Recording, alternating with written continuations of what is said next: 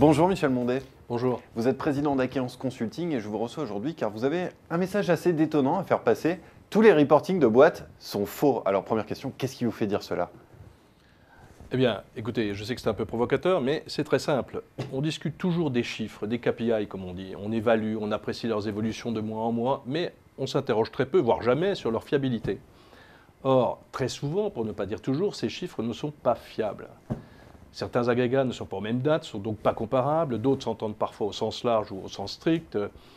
D'autres causes sont possibles, les périmètres ne sont pas identiques pour un même agrégat, d'un tableau à un autre, etc. Est-ce que vous auriez un exemple pour que l'on comprenne bien? Ah oui, j'en ai plus d'un, oui. Prenez le chiffre d'affaires, cet agrégat paraît basique, mais quand est-ce qu'il est arrêté? Que comprend-il exactement? Les honoraires seuls, par exemple, les honoraires et les frais associés? Un prix de revient comprend-il ou non les déchets matières? Comprend-il une quote-part normée? À la limite, peu importe le choix, la plupart du temps, un même agrégat n'est pas calculé de la même manière dans toute l'entreprise. C'est ça qui est ennuyeux. Les KPI ne sont pas nécessairement homogènes au sein de l'entreprise. Un dernier petit exemple, d'ailleurs tiré d'une de nos missions chez Aquéance, l'analyse de marge chez un prestataire de service était fausse et au lieu de gagner 1 million d'euros sur un de leurs propres clients, l'entreprise en perdait 5 tout de même. Les coûts de la masse salariale avaient été affectés en ne tenant pas compte de la totalité des coûts. Mais pourtant, on a besoin de ces tableaux de bord. Oui, bien sûr, absolument, vous avez raison, mais l'obsession d'un dirigeant, c'est l'analyse de ces chiffres. C'est en quelque sorte le besoin transcendantal de transformer le chiffre en lettres.